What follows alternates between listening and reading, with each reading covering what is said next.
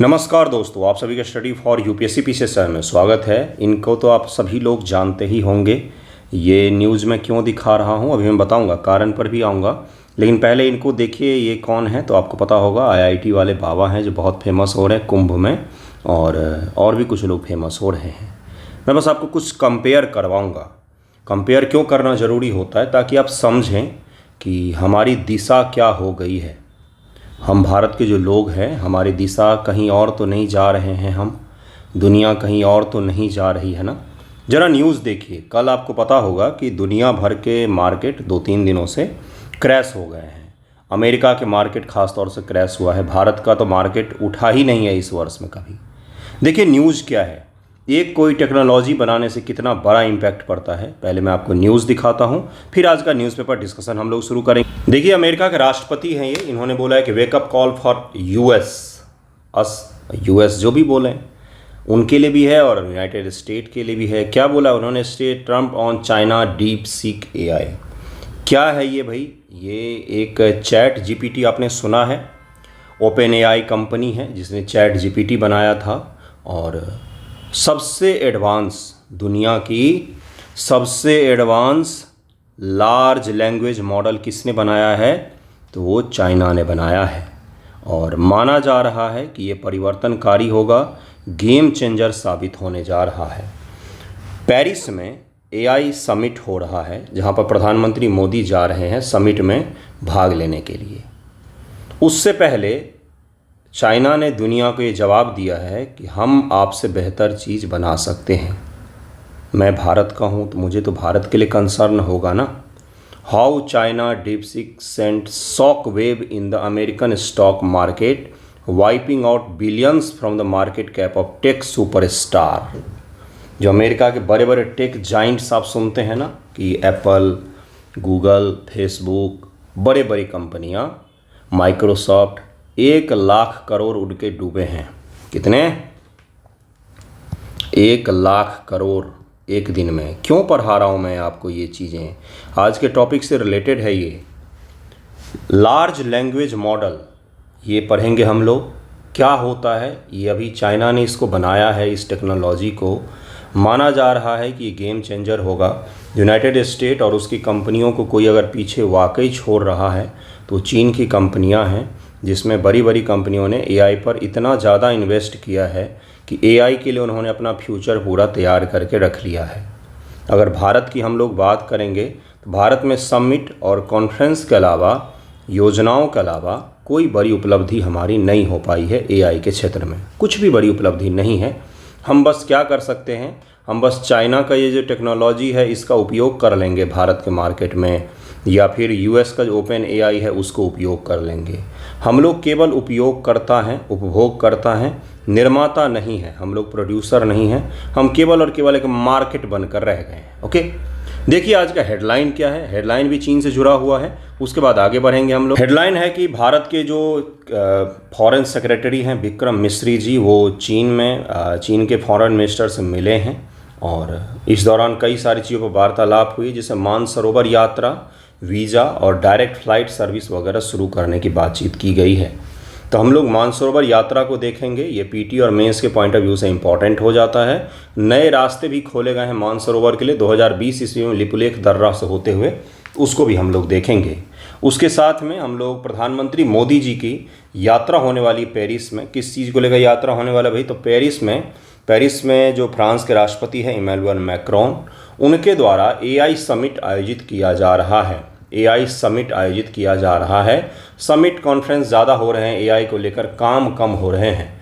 काम कुछ ही देश एआई को लेकर कर रहे हैं, जिसमें एक अमेरिका है और एक चाइना है। ये 2 देश बहुत तेज़ी से काम कर रहे हैं एआई को लेकर। बाकी हम क्या कर रहे हैं, तो वाकई में हकीकत बता रहा हूँ, भारत का इसमें कोई अस्तित्व नहीं दिख रहा है। भारत बस एआई इंजीनियर्स बना सकता है जो उन कंपनियों में जाकर काम करेंगे। अपने यहाँ पर कोई लार्ज लैंग्वेज मॉडल अभी तक बहुत अच्छा, हालांकि रिलायंस ने बोला था कि हम बनाएंगे चैट जीपीटी जैसा कुछ, लेकिन अभी तक तो नहीं बना है।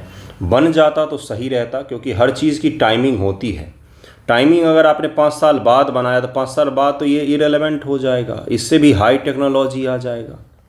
डीप एआई की हम लोग बात करेंगे, उस तरह की चीज़ें देखने को मिलेंगी। तो इसलिए अभी बन जाता तो सही रहता। तो चलिए मानसरोवर को देखते हम लोग, उसके बाद डीप सीक को देखेंगे हम लोग, ये चाइना की जो कंपनी है इसको देखेंगे।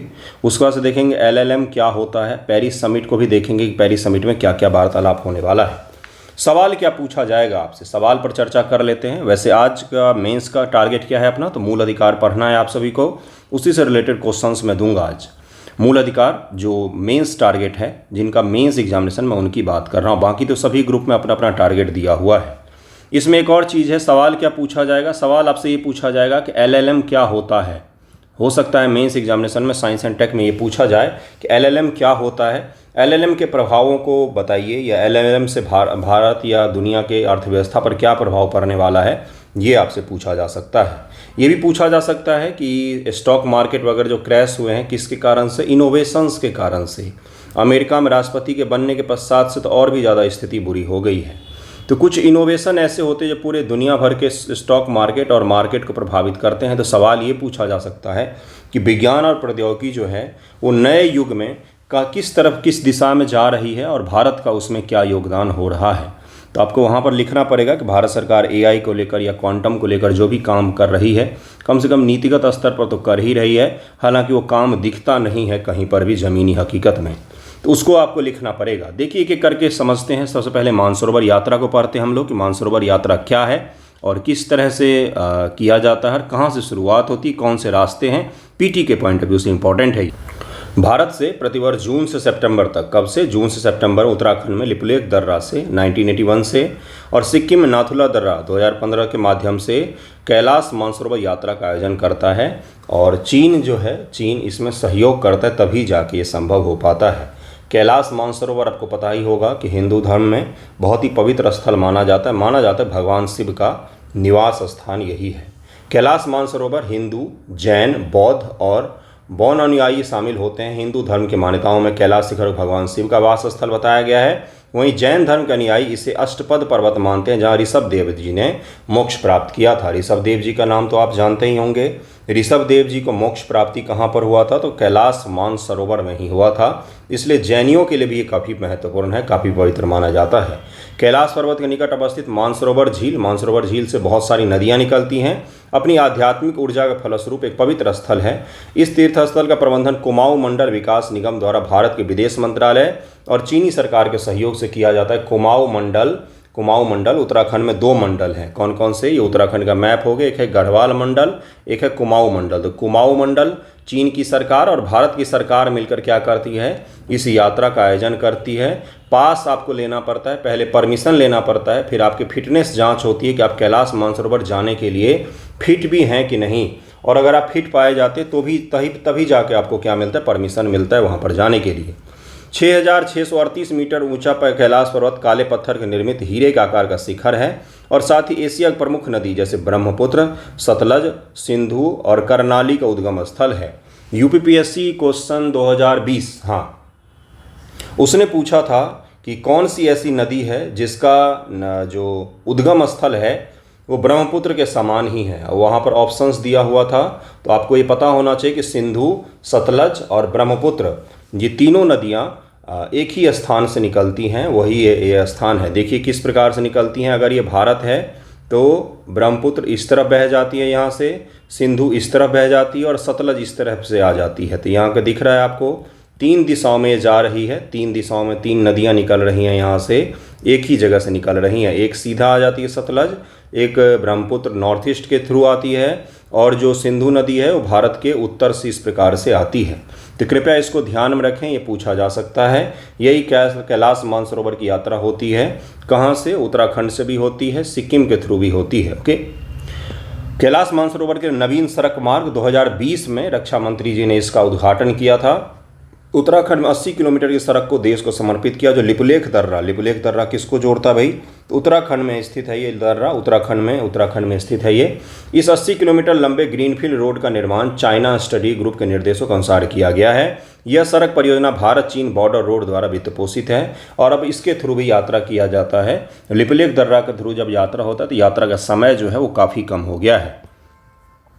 कैलाश पर्वत मानसरोवर झील के आसपास इस तरह अवस्थित है, उत्तराखंड की सीमा से 100 किलोमीटर से भी कम दूरी पर है। कैलाश पर्वत को पता ही है आपको, सभी धर्मों में पवित्र माना जाता है। हिंदुओं में कैलाश पर्वत को पारंपरिक रूप से भगवान शिव के निवास स्थान के रूप में बताया जाता है। हिंदुओं द्वारा इसे पृथ्वी का केंद्र तथा स्वर्ग की अभिव्यक्ति भी माना जाता है। आपको पता ही है, बोलते हैं कि जीवन में एक बार कैलाश की यात्रा अवश्य ही करनी चाहिए। हालांकि यात्रा बहुत ही दुर्गम होता है। लिपुलेख दर्रा 17,000 फीट की ऊंचाई पर भारत, चीन और नेपाल के ट्राई जंक्शन पर करीबा उत्तराखंड में स्थित है। ये आपसे पूछा जा सकता है, लिपुलेख दर्रा जो है ये कहाँ पर है, किस राज्य में है? तो ये उत्तराखंड राज्य में है, उत्तराखंड राज्य में है। ट्राई जंक्शन है, ये किसका किसका है? इधर चीन है, यहाँ पर नेपाल है और ये एरिया भारत है। यहीं पर बीच में कौन से है? तो लिपुलेख दर्रा है। लिपुलेख दर्रा से होकर ही यात्रा होती है। लिपुलेख दर्रा सड़क मार्ग का निर्माण किया गया था, इसको लेकर विवाद भी उत्पन्न हुआ था। इस सड़क मार्ग का निर्माण LAC line of actual control के करीब उत्तराखंड में किया गया है। यह सड़क काली नदी जो भारत नेपाल की सीमा का निर्माण करती है के साथ संरक्षित है, उसी के पैरेलल में इसको बनाया गया है। काली नदी जो है भारत और नेपाल के बीच में सीमा का निर्धारण करती है। ये भी PT एग्जामिनेशन में पूछा जा चुका है। इस सड़क का निर्माण होने से सीमा सड़क संगठन, क्या नाम है इसका, BRO द्वारा किया गया है। यह सड़क धाराचूला जगह है को लिपुलेख यानी कि चीन सीमा को जोड़ती है और ये सड़क बन जाने से मानसरोवर की यात्रा जो है उसके समय में काफ़ी ज़्यादा कमी आ गई है। इस सड़क परियोजना को सुरक्षा पर कैबिनेट समिति द्वारा 2005 मंजूरी दे दी गई थी और 2022 तक इसको पूरा किया जाना था। वर्ष 2018 में इस परियोजना की कुल लागत इतने रुपए हो गई थी। आपको ये सब याद नहीं रखना है, आपको याद रखना है कि लिपुलेख दर्रा कहाँ पर है, किसको जोड़ती है, ये लाइन ऑफ एक्चुअल कंट्रोल के करीब में ही है ये, और ये कि कौन कौन से देश, 3 देशों के ट्राई जंक्शन पर स्थित है। और इसके बनने से क्या हुआ है, तो कैलाश मानसरोवर की यात्रा जो है वो कम समय में हो पाएगा। और यात्रा किस प्रकार से होती है, तो यहाँ पर आप पढ़ सकते हैं। इसी प्रकार से यात्रा होती है। दिल्ली से पिथौरागढ़ ये 490 किलोमीटर है, ये बस के थ्रू में यात्रा कर सकते हैं आप आसानी से। पिथौरागढ़ से घाटीबगढ़ ये 130 किलोमीटर की सड़क मार्ग है, उसके बाद से पैदल मार्ग है, फिर आप कैलाश मानसरोवर पहुँचते हैं। मतलब कि यात्रा काफ़ी ज़्यादा कठिन होती है, लेकिन माना जाता है कि सबसे खूबसूरत यात्राओं में से एक है दुनिया की। ओके, हम लोग अगले टॉपिक पर चलते हैं। अगला टॉपिक आपको बताया ही, पेरिस में AI समिट होने वाला है और जिस कंपनी के बारे में अभी हमने देखा उस कंपनी के बारे में थोड़ा सा पढ़ेंगे हम लोग कि क्या है ये और इस मार्ग का महत्व क्या है। पहले ये देखिए थोड़ा सा, नवीन मार्ग की लंबाई कैलाश मानसरोवर यात्रा के उपलब्ध अन्य मार्गों की तुलना में लगभग 5वें हिस्से के बराबर है। यानी कि वही चीज़ है कि यात्रा का समय कम हो जाएगा और क्या होगा, सामरिक दृष्टिकोण से हमारे लिए काफ़ी ज़्यादा महत्वपूर्ण है ये। सामरिक का तात्पर्य है कि चीन के साथ सीमा पर त्वरित रूप से हमारे सैनिकों को और उनके वाहनों को, इक्विपमेंट को पहुंचाने में भी आसानी होगी इस मार्ग के उद्घाटन के पश्चात से। इस मार्ग का उद्घाटन 2020 ईस्वी में किया गया था, 2020 ईस्वी में किया गया था। अन्य मार्ग कौन कौन से हैं इसके लिए, तो वर्तमान में कैलाश मानसरोवर की यात्रा के 2 अन्य मार्ग हैं। सिक्किम का मार्ग है और दूसरा काठमांडू का मार्ग है। सिक्किम के मार्ग को 2015 में खोला गया है और काठमांडू का मार्ग क्या है, सर्वप्रथम दिल्ली से 1150 किलोमीटर दूरी पर स्थित काठमांडू के लिए उड़ान भरी जाती है, फिर वहाँ से आप क्या करते हैं, वहाँ से यात्रा को प्रारंभ करते हैं। ओके, देखिए अगला टॉपिक क्या है। अगला टॉपिक है डीप सीक। ये कंपनी है, जैसे 69 BPSC में क्या पूछा गया था, उसे पूछा गया था कि LLM का फुल फॉर्म क्या है या ChatGPT का फुल फॉर्म क्या है। ऐसे ही सवाल 69 BPSC में पूछा गया था। अगर आपने देखा होगा, पेपर तो दिया ही होगा आपने, तो आपको पता होगा। डीप सीक नाम है इसका, एक चीन की आर्टिफिशियल इंटेलिजेंस कंपनी है जो open source large language model विकसित कर रही है और कर लिया है इसने। और देखिए क्या है, हांगजो जोजियांग में स्थित इसका स्वामित्व पूर्ण रूप से वित्त पोषण चीन hedge end fund high flyers द्वारा किया जाता है। क्या आपको ये याद रखना है? नहीं, मैं बस आपको इन्फॉर्मेशन के लिए बता रहा हूँ। जिसके साथ संस्थापक ये हैं, 2023 में इसकी स्थापना हुई। ठीक है भाई, ये सब चीज़ हमारे काम का नहीं है। 2023 में स्थापित हुआ और 2025 में दुनिया की सबसे बड़ी लार्ज लैंग्वेज मॉडल इसने क्रिएट कर दिया।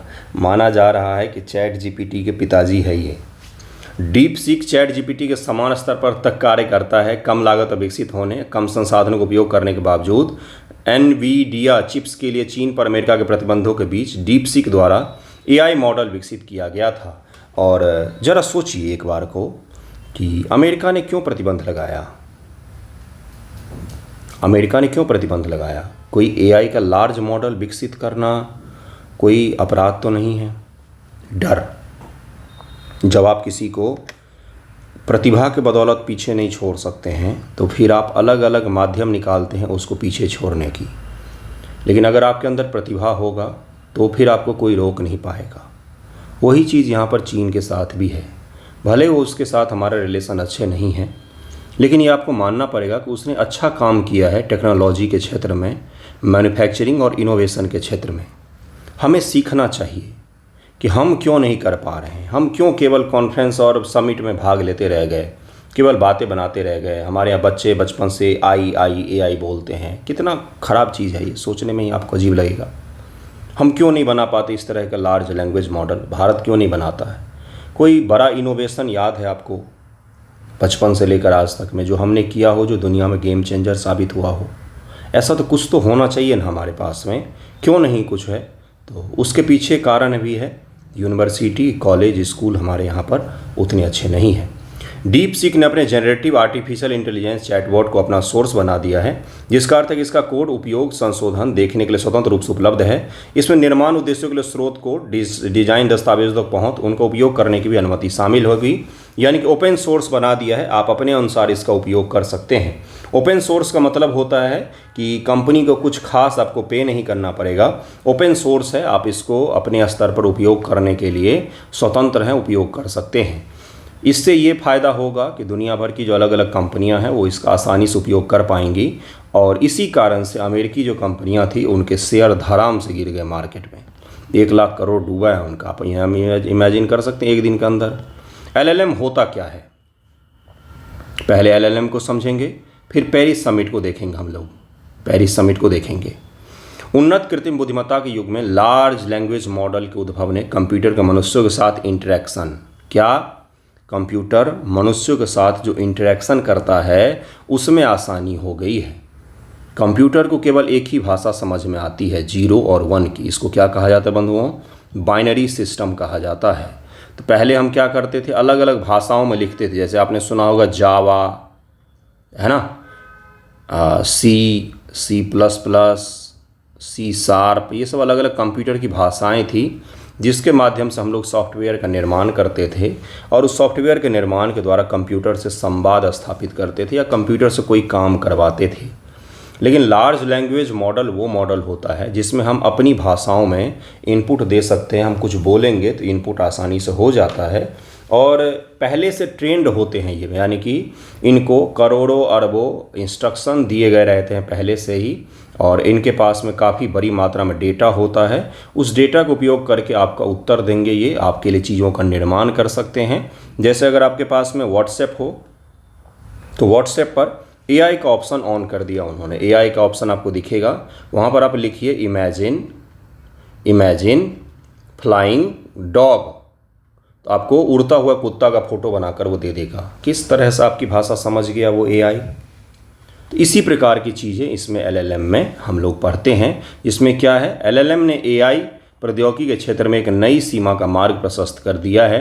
AI के जो नए नए मॉडल बनते हैं वो LLM के कारण ही बन पाते हैं। LLM सामान्य प्रयोजन भाषा मॉडल है, यानी कि हम लोग जो बातचीत करते हैं उस भाषा का मॉडल है, जो टेक्स्ट क्लासिफिकेशन, प्रश्नोत्तर, टेक्स्ट जनरेशन जैसी सामान्य भाषा समस्याओं को हल करने में सक्षम है। ये बहुत ही बड़ी तकनीक है, पहले ये चीज़ सक्षम नहीं था, अब LLM के थ्रू में ये चीज़ सक्षम हो गया है। जो सामान्य हम लोग बातचीत करते हैं उस भाषा में दी गई समस्याओं का हल करने में भी ये सक्षम हो जाता है। इन मॉडलों को मानव भाषा के भीतर पैटर्न, संरचनाओं और संबंधों को समझने के लिए बड़े पैमाने पर डेटा सेट पर ट्रेन अर्थात प्रशिक्षित किया गया है। ये जो LLM होते हैं इनको भारी मात्रा में डेटा दिया जाता है, यानी कि इनपुट दिए जाते हैं, जिनको प्रोसेस करके ये अपने पास में संग्रहित करते हैं, ज्ञान अर्जित करते हैं। जिस प्रकार से आप किताबों को पढ़ करके ज्ञान अर्जित करते हैं, उसी प्रकार से LLM में डेटा फीड किया जाता है, डेटा खिलाया जाता है उनको। खूब सारा दुनिया भर का अलग अलग प्रकार का डेटा ले लेते हैं वो लोग और उसको अपने अंदर रखते हैं। फिर जब आप कुछ पूछते हो तो उसी डेटा का आधार पर आपको आउटपुट देते हैं, समझ करके, एनालाइज करके। ये एनालिसिस का प्रोसेस जो है, समझने का प्रोसेस जो है, यही AI है। आपने पढ़ा होगा कि ChatGPT जो शुरुआत का पहला वर्जन आया था उसकी लिमिटेशंस थी। आया तो वो 2022 ईस्वी में था, लेकिन 2023 में था, लेकिन उसकी लिमिटेशन ये थी कि 2021 तक के ही उसमें डेटा डाले गए थे, यानी कि वो पुराने आंकड़े आपको दिखा देता था। कई बार पुरानी चीज़ें आपको बताता था जो वर्तमान में इरेलेवेंट हो गई हैं। ये उसकी क्या थी, लिमिटेशंस थी। तो इसका भी यही लिमिटेशन होता है कि डेटा सेट इसको किस प्रकार का दिया गया है और कब अपडेट किया गया है, ये चीज़ बहुत ज़्यादा मायने रखता है। एलएलएम के प्रकार आर्किटेक्चर पर आधारित, एट्रोग्रेसिव मॉडल पूर्व शब्दों के आधार पर अनुक्रम में आगामी शब्द का प्रोडक्शन पूर्वानुमान करना। उदाहरण के लिए GPT-3 में ये चीज़ होता है कि आपने कुछ बोला तो अगला शब्द ये खुद ही गैस कर लेगा। जैसे मैंने बोला हाउ, तो ये बोल देगा आर यू, आगे अपने आप यहाँ पर दिखा देगा। अगर आप टैप करेंगे तो अपने आप ही आ जाएगा, यानी कि आगे का इसने गेस कर लिया। ओके। ट्रांसफॉर्मर आधारित मॉडल भाषा प्रसंस्करण के लिए एक विशिष्ट कृत्रिम न्यूरल नेटवर्क आर्किटेक्चर का उपयोग करना। उदाहरण के लिए LAMDA जेमिनी, जिसे पहले बार्ड के रूप में जाना जाता था, ये गूगल का LLM है, इसको भी गूगल ने बनाया था। Encoded decoded model input text को एक रिप्रेजेंटेशन में एनकोड कर पुनः उसे किसी अन्य भाषा प्रारूप में डिकोड करना। ये बार्ड है, ये गूगल का मॉडल था, गूगल ने इस प्रकार का मॉडल बनाया था। ट्रेनिंग डेटा पर आधारित पूर्व प्रशिक्षित, यानी कि पहले ही हमने उसको ट्रेन कर दिया है। फाइन ट्यून किए गए मॉडल विशेष डेटा सेट पर फाइन ट्यूनिंग के माध्यम से विशिष्ट कार्यों के अनुरूप रूपांतरण करना। पहले से इनको ट्रेंड किया जाता है, डेटा इनको फीड किया जाता है, फिर उस आधार पर आपकी भाषा को समझ करके क्या करते हैं, आउटपुट देते हैं। मल्टी लैंग्वेज मॉडल कई भाषाओं में टेक्स्ट को समझना और उत्पन्न करने में सक्षम बनाता है इसको। डोमेन विशिष्ट मॉडल कानूनी, वित्तीय, स्वास्थ्य देखभाल जैसे विशिष्ट डोमेन से संबंधित डेटा का आधार प्रशिक्षित। मान लीजिए एक हमने AI का मॉडल लिया, उसको केवल हेल्थ से जुड़ा हुआ आंकड़ा दिया तो हेल्थ के लिए AI काम करेगा। एक को रोड सेफ्टी के लिए हमने आंकड़ा दिया तो रोड सेफ्टी के इंस्ट्रक्शन बता सकता है वो, और अपने अपने अनुसार हम क्या कर सकते हैं, इसको कस्टमाइज कर सकते हैं। आकार उपलब्धता का आधार पर, तो देखिए अब जो दुनिया में बन रहे हैं, जैसे अगर आपके पास फेसबुक होगा तो उसका मैसेंजर ऐप में भी AI दिया गया है। अगर आपके पास में इंस्टाग्राम होगा तो उसमें भी AI का ऑप्शन ऐड कर दिया है, व्हाट्सएप में भी कर दिया है। वो LLM-3 का उपयोग कर रहे हैं, जिसमें बहुत बड़ी मात्रा में, बल्क मात्रा में क्या किया गया है, डेटा फीड किया गया है।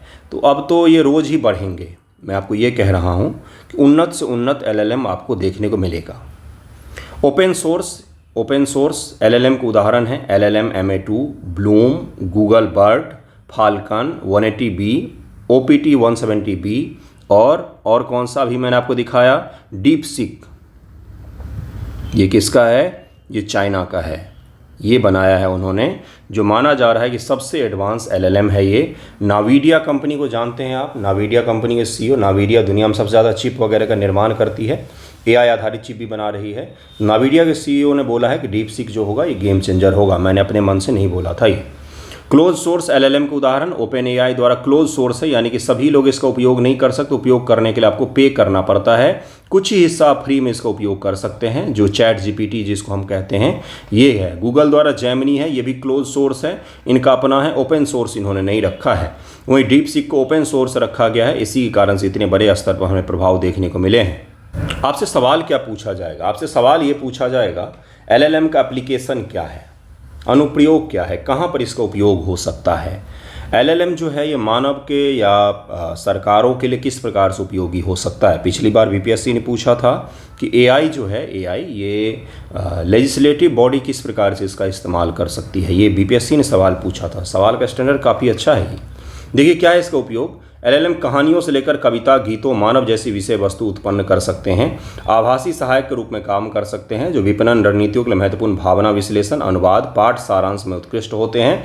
कई बार मैं भी नोट्स को कंसाइज करवाता हूं या आंसर राइटिंग जब चेक कर रहा होता तो कई बार मुझे भी फैक्ट्स चाहिए होते हैं, तो फैक्ट्स वगैरह आपको ये दे देगा, पॉइंट्स निकाल कर भी दे देगा, सारा कुछ ये निकाल करके दे देता है। तो आप अपने उत्तर लेखन के लिए या कई सारी चीज़ों को सर्च करने के लिए पॉइंट्स में अगर आप बोलेंगे तो पॉइंट्स में लिख कर दे देगा, अगर आप क्रक्स बोलोगे तो क्रक्स दे देगा, सारांश वगैरह भी बना करके दे देगा। उपयोग अवश्य करें, किसी भी AI के मॉडल का उपयोग अवश्य करें। कम से कम व्हाट्सएप अगर आप उपयोग करते हैं तो वहाँ पर भी AI मॉडल है, आप उसी का उपयोग कर सकते हैं। बहुत आसान भी होता है, बहुत कुछ सीख भी सकते हैं। लाभ क्या है, LLM पैटर्न के सामान्य बनाने के लिए व्यापक प्रशिक्षण डेटा का लाभ उठाते विभिन्न कार्यों में डोमेन का अनुकूलित कर सकते हैं। सामान्य भाषा प्रशिक्षण डेटा से सीखने की उनकी क्षमता के कारण वे सीमित डोमेन विशिष्ट डेटा के साथ भी अच्छा प्रदर्शन कर सकते हैं। मतलब कि मानव के जीवन को आसान बनाया जा सकता है। हालांकि ये अभी कॉस्टली है।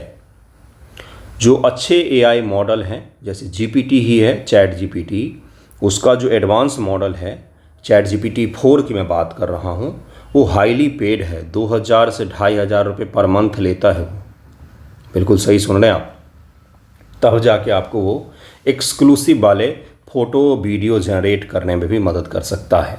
जैसे अगर आपने चुनावी कैंपेन देखा होगा, सवाल सुनिए, आप अपने इर्द गिर्द मेंस के सवालों को अगर नहीं देख रहे हैं ना, तो फिर आप सोच नहीं पा रहे मेंस के दृष्टिकोण से। दिल्ली में चुनाव हो रहा है, कब होगा भाई? फरवरी माह में है, 5 तारीख को इलेक्शन है।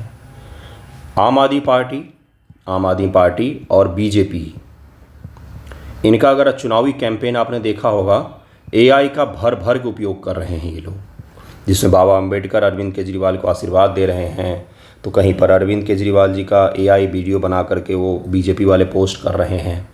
ये क्या है? ये आपके लिए क्वेश्चन है। आपके लिए क्वेश्चन ये है, क्या है क्वेश्चन? पूछ सकता है आपसे कि एआई जो है ये चुनावी प्रणाली को किस प्रकार से प्रभावित कर सकता है, किस प्रकार से प्रभावित कर सकता है? क्या वोटर को ये प्रभावित करना नहीं हुआ? क्या सरकारों को इस तरह के deep fake video, doctor Ambedkar कोई खुद से चल के तो अरविंद केजरीवाल को आशीर्वाद देने नहीं आएंगे, वो तो डीप फेक हो गया ना, एआई के माध्यम से एक तरीके से डीप फेक आपने क्रिएट किया। डीप फेक ही तो हुआ ना, वो सच थोड़ी ना है, वो फेक ही है। तो क्या इस तरह की चीज़ों का अनुमति होना चाहिए या चुनावी प्रणाली में? क्या मतदाताओं को इस तरह की चीज़ों के माध्यम से प्रभावित किया जाना नैतिक रूप से सही है चुनावी प्रणाली में? इस तरह के माध्यम से अगर आप सोचेंगे तो सही रहेगा कि इसके पक्ष में क्या पॉइंट्स हो सकते हैं, विपक्ष में क्या पॉइंट्स हो सकते हैं। ओके, चुनाव आयोग के जो मुख्य चुनाव आयुक्त हैं हमारे, उन्होंने बोला कि हम वोटर लिस्ट को सही करने के लिए एआई का उपयोग करेंगे। छोटे छोटे स्टेटमेंट जो आपके लिए पूरा क्वेश्चन बना सकता है, तो चुनाव में एआई का क्या उपयोग हो सकता है? सोचिए, अब कहाँ कहाँ पर हो सकता है। पॉजिटिव नेगेटिव दोनों दिखाया मैंने आपको, सोचिए इसको। ओके, देखिए पेरिस समिट पर हम लोग चलते हैं। एलएलएम के बारे में भी मैंने आपको बताया। अब इसी का एक और वर्जन है जिसको कहा जाता है एलएएम, यानी कि लार्ज एक्शन मॉडल कहा जाता है। एलएएम विशिष्ट एआई मॉडल होते हैं जो टेक्स्ट को समझने, परिणाम उत्पन्न करने का अतिरिक्त विशिष्ट कार्यों अथवा क्रियाओं का अनुक्रम को निष्पादित करके बनाए जा सकते हैं। एलएएम क्या कर सकते हैं? मानव विचारों को समझ सकते हैं, इस समझ को कार्रवाई योग्य में चरणों परिवर्तित कर सकते हैं। इनको आप टेक्स्ट के द्वारा, फोटो के द्वारा, डेटा सेट के द्वारा, वॉइस के द्वारा, किसी भी द्वारा आप क्या कर सकते हैं? आप इनको इनपुट दे सकते हैं। वर्चुअल असिस्टेंट, रोबोटिक सिस्टम, स्वचालित ग्राहक सेवा जो होते हैं उसमें एलएएम काम कर सकता है, उसमें एलएएम काम कर सकता है। तो एलएलएम और एलएएम दोनों मैंने आपको समझाया है। एलएलएम जो होता है ये क्या होता है? तो ये ज़्यादा एडवांस माना जाता है। आजकल के दौर में एलएलएम का ही चलन बढ़ गया है। प्रधानमंत्री फ्रांस में एआई शिखर सम्मेलन में भाग लेंगे। कल मैंने एक मिस्टेक कर दिया था, मैंने बोला था इंडोनेशिया ज्वाइन करेगा ब्रिक्स को, है ना, जबकि मैंने ही पढ़ाया था कुछ दिन पहले कि इंडोनेशिया ने ज्वाइन किया है ब्रिक्स को। तो ये ज़रा सही कर लीजिएगा। 10 से 11 फरवरी 2025 को पेरिस में आर्टिफिशियल इंटेलिजेंस एक्शन समिट में भाग लेंगे। शिखर सम्मेलन का आयोजन फ्रांस के राष्ट्रपति इमैनुअल मैक्रों द्वारा पेरिस के ग्रैंड पैलेस में किया जाएगा। इसका उद्देश्य एआई पर अंतर्राष्ट्रीय संवाद को बढ़ावा देना। वैश्विक नेता बैठेंगे, बातचीत करेंगे कि भाई एआई को लेकर क्या किया जाए। 5 प्रमुख विषयों पर केंद्रित होगा। एआई में सार्वजनिक रुचि, कार्य का भविष्य, नवाचार, संस्कृति, एआई में विश्वास और एआई वैश्विक शासन, यानी कि जो ग्लोबल गवर्नेंस होगा, सरकारें होंगी, वो एआई का किस प्रकार से उपयोग कर सकती हैं। मैं आपको हकीकत बताऊं एआई का, क्या एआई के आने से लोगों की भूख जो है वो ख़त्म हो जाएगा पृथ्वी से? भूखे लोग नहीं बचेंगे क्या? क्या एआई के आने से गरीबी ख़त्म हो जाएगा क्या एआई के आने से भ्रष्टाचार खत्म हो जाएगा? आपने एक बार भी सुना है कि एआई का उपयोग भ्रष्टाचार को ख़त्म करने के लिए किया जाएगा? क्या एआई के आने से युद्धें रुक जाएंगी? क्या एआई के आने से पर्यावरण प्रदूषण जो हो रहा है, परिवर्तन हो रहा है, वो सब रुक जाएगा क्या? कुछ नहीं होने जाना है। ये सब बड़ी बड़ी चीज़ें उनके लिए हैं। अब हकीकत पर आते हैं, रियलिस्टिक चीज़ों पर। क्या एआई के आने से आपको नौकरी मिल जाएगी? क्या जेपी यूनिवर्सिटी में 4 साल में कोर्स पूरा हो जाएगा क्या एआई आने से? कि बिहार की यूनिवर्सिटियों में कोर्स पूरा हो जाएगा? भारत में जितने कॉलेज में खाली प्रोफेसरों के पद है सारे एआई के आने से भर जाएंगे क्या? नहीं, ऐसा कुछ नहीं होने जा रहा है। ये चीज़ें किसके लिए हैं? ये चीज़ें उनके लिए हैं जो बड़ी बड़ी कंपनियां हैं, जो प्रोफेशनल्स हैं, जो आईटी सेक्टर है, उनके जीवन को प्रभावित करेगा। आपका जीवन ऐसा ही रहना है। क्या पेपर लीक रुक जाएगा क्या एआई के आने से? नहीं रोकेंगे वो, क्योंकि सामान्य लोगों के जीवन पर खास असर नहीं पड़ता है। जब कंप्यूटर का आविष्कार हुआ था ना, तब भी लोग ऐसे ही बोल रहे थे कि ये हो जाएगा, वो हो जाएगा, गरीबी मिट जाएगा, पता नहीं क्या क्या हो जाएगा। इंटरनेट आया तब भी लोग ऐसे ही बोल रहे थे। लेकिन कुछ भी खास परिवर्तन, सामान्य लोग जो होते हैं, बिल्कुल सामान्य लोगों की मैं बात कर रहा हूँ, हाशिए पर स्थित जो लोग होते हैं, उनके जीवन में कोई खास प्रभाव नहीं पड़ता है, उनको पता भी नहीं होगा कि एआई क्या होता है। एआई आ जाने से मजदूरी सही मिलने लग जाएगी क्या? नहीं मिलेगी। तो चलिए आगे बढ़ते हैं, देखिए क्या है। एआई शिखर सम्मेलन में 5 महत्वपूर्ण विषयों पर गहन चर्चा की जाएगी जो वैश्विक एआई परिदृश्य को आकार दे रहे हैं। एआई में सार्वजनिक रुचि शिखर सम्मेलन यह पता लगाया जाएगा कि सार्वजनिक सेवाओं को लाभ पहुंचाने, सामाजिक चुनौतियों से निपटने के लिए, सामाजिक चुनौतियां कौन कौन सी हो सकती हैं? बहुत सारी हो सकती हैं। स्वास्थ्य सेवा, शिक्षा, पर्यावरणीय स्थिरता जैसे क्षेत्रों बढ़ाने के लिए एआई का उपयोग कैसे किया जा सकता है। ठीक है भाई। कार्य का भविष्य चर्चाएं श्रम बाजार पर एआई के परिवर्तनकारी प्रभाव पर केंद्रित होगी, जिसमें नए रोजगार अवसरों का सृजन, वही सब डेकोरेटिव शब्द, नए नए अवसर बनेंगे, नए रोजगार क्रिएट होंगे। कुछ दिन पहले ही भारत सरकार ने बोला कि एआई के कारण भारत में 20 लाख नौकरियां गई हैं, 20 लाख के करीब नौकरियां कम जनरेट हुई हैं। सरकारी आंकड़ा है ये। तो एक जगह बोल रहे हो आप रोज़गार जा रहा है, दूसरी जगह बोल रहे हो कि रोज़गार मिलेगा। तो ठीक है, बस इसको याद कर लीजिएगा, लिख दीजिएगा एग्जाम में। नव प्रवर्तन और संस्कृति, नई नई चीज़ें बनेंगी और उसका उपयोग किया जा सकता है।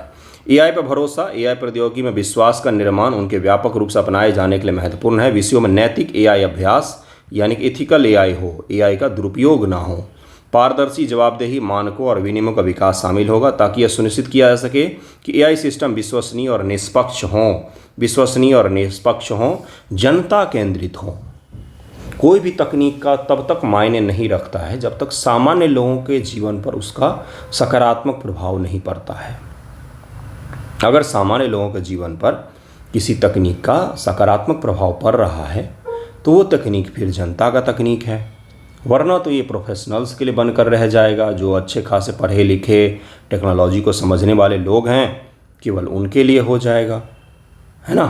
तो इसका भी ध्यान रखना चाहिए। एआई शिखर सम्मेलन में एआई प्रौद्योगिकी के संचालन में अंतर्राष्ट्रीय सहयोग की आवश्यकता पर चर्चा की जाएगी।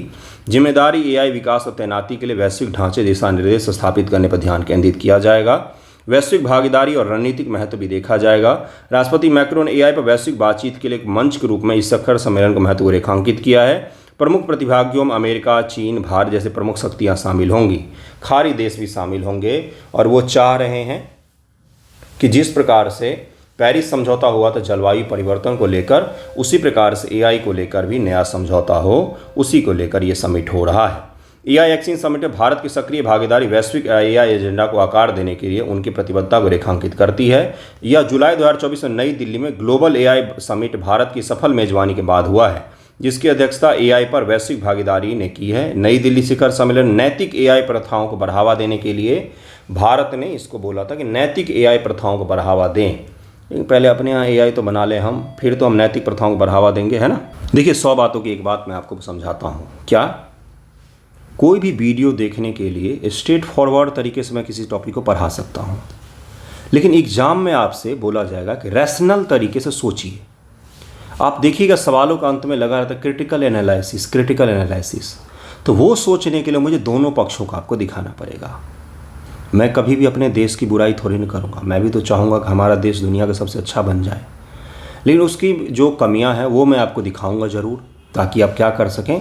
अब आपसे जब एग्जाम में पूछा जाए कि आलोचनात्मक वर्णन कीजिए, तो वहाँ पर आप बता सकें कि पेरिस समिट एआई का जो हुआ है इसका आलोचनात्मक वर्णन क्या हो सकता है। कि इस तरह के समिट तो बहुत सारे हुए हैं, भारत में भी हुआ है, कोरिया में भी हुआ है, अमेरिका में भी हुआ है, ब्रिटेन में भी हुआ था, और अभी पेरिस में भी हो रहा है। क्या इसका फ़ायदा है?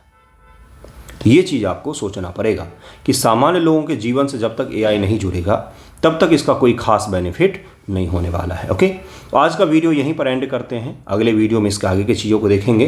पुणे में एक बीमारी फैला है जिसको अगले वीडियो में हम लोग देखेंगे। थैंक यू सो मच आप सभी का। ओके।